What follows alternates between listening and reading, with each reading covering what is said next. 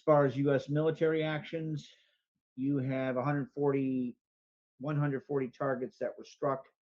As per CENTCOM's official statements, the delivery platforms were land-based fighter aircraft, sea-based fighter aircraft, drones, and naval vessels, particularly FA-18 Super Hornets, F-35 Lightnings, other land-based fighters, various drones. The munitions used were primarily precision munitions. Um, the targets sets were missile and drone sites, naval capabilities, another 60 IRGC small and fast attack boats, ammunition storage facilities, communication networks, and coastal surveillance locations. The areas struck were Keshem Island. So the particular targets we hit were missile and drone strikes, naval capabilities, ammunition storage facilities, communication networks, and coastal surveillance, centering on Keshem Island, Bandar Abbas, and Hijabad. I always fuck that one up. Forgive me. Very much coming from CENTCOM. The actions of our Israeli allies, their continued operations are against Hezbollah in southern Lebanon. They released drone footage of Hezbollah fighters trying to transfer missiles in a restricted border security zone, which is a ceasefire violation. And the 91st Galilee Division directed an airstrike to neutralize them. Way to go, guys. Additional strikes in the areas including El Masuri and Hawla.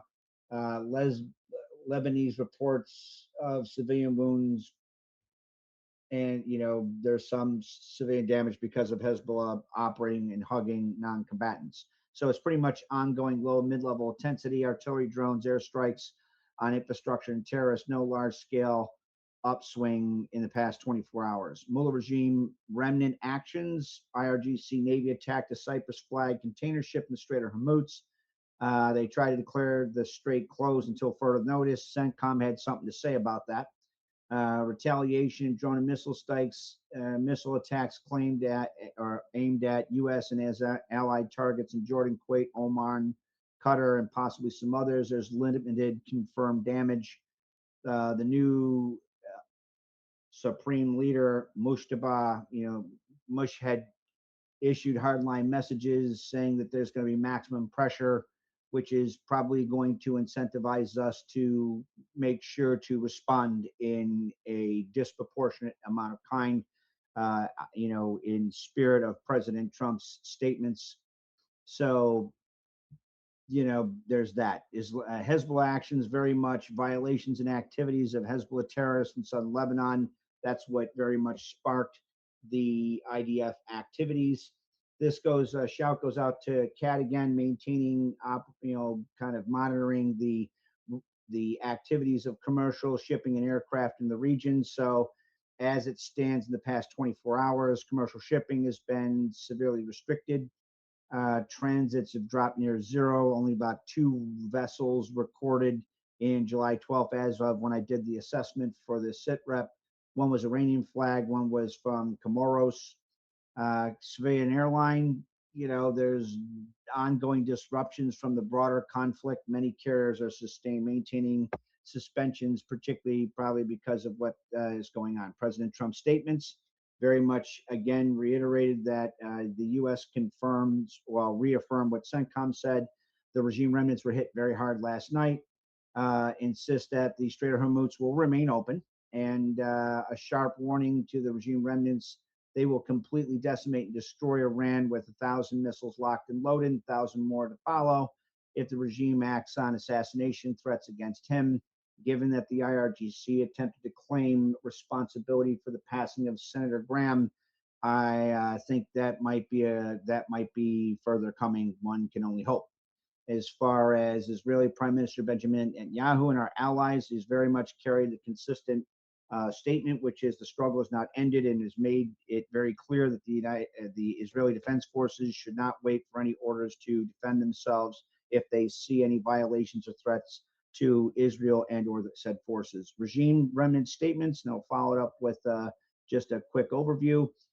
So again, the foreign minister and state media of the regime remnants are strongly condemning U.S. aggressive acts and all the rest of the stupid shit that they consistently spew out of their facial anus. So what's the overall The overview is there was a sharp overnight escalation response to regime remnants attacks and Hormuz closure. Israeli ops is still taking the fight to Hezbollah and cleaning them out of southern Lebanon, and the regime remnants is, trying to hump people's ankles, much like the neutered dogs that they really are.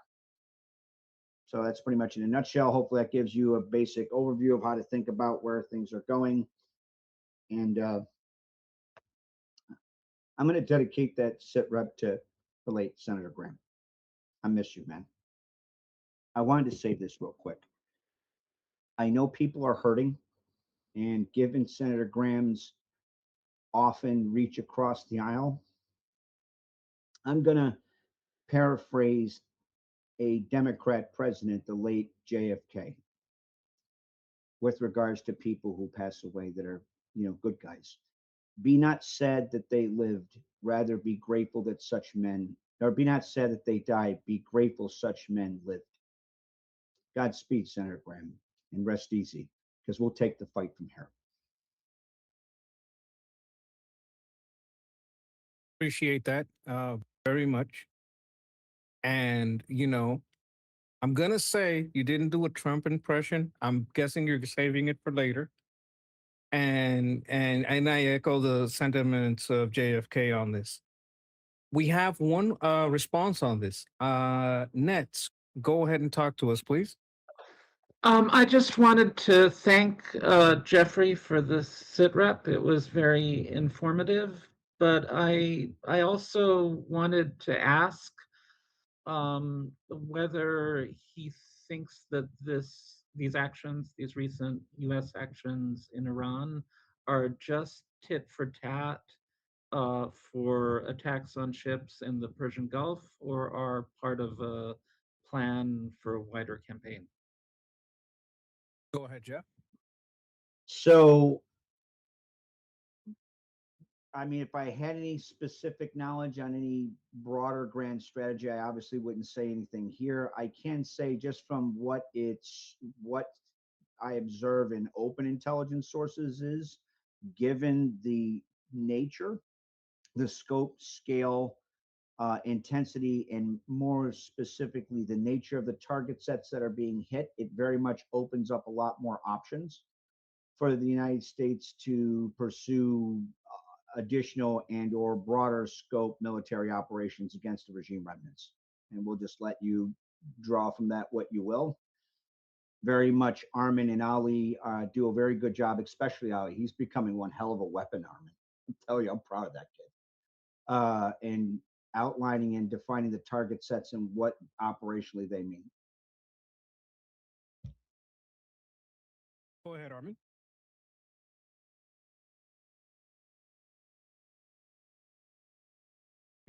So, Nets, do you want to mention anything else on top of that? No, not. I thought this was just a response to the Okay, current topic. yeah, just wondering if you needed any, because I wanted to also mention the what. So again, the future, predicting the future is impossible, but uh, the the current impression, not fact, okay, the current impression right now is both sides are not interested in going to full scale, kind of like Operation Epic Fury style head to head war. And the way that, but the reason why it might be an impression, maybe because the United States, it could be a surprise, it could be United States is actually interested in doing wide scale military operations sooner than a lot of people realize, and the reason why the impression exists is so that they catch them off guard. But so far, based on all the information that we're getting, all the behavior that we're seeing both from the Americans and the Islamic Republic, neither side seems interested in going on full scale military operation. However, there's also the understanding that it will happen at some point. Okay, the understanding is that there will be the third war, like the first one being June 2025 with Operation Midnight Hammer, the second one being the 40-day war. Everybody is expecting that there will at least be a third war. but not right now. That's the current impression.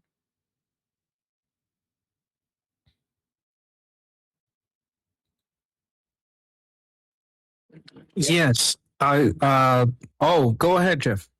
No, I was going to say it's a very good addition. Armin intelligence speaks in confidences and probabilities, not in absolutes or soothsaying, which is why I said all the indicators, not to disagree with you, just to add on to what you said, which is very, that's a good thing to reinforce.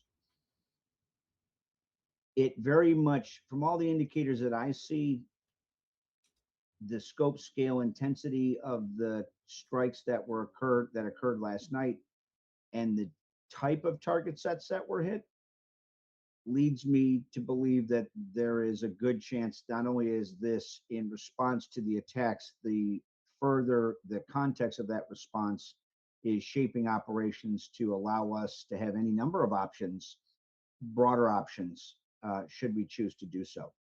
And I and others will very much be pushing to choose to do so.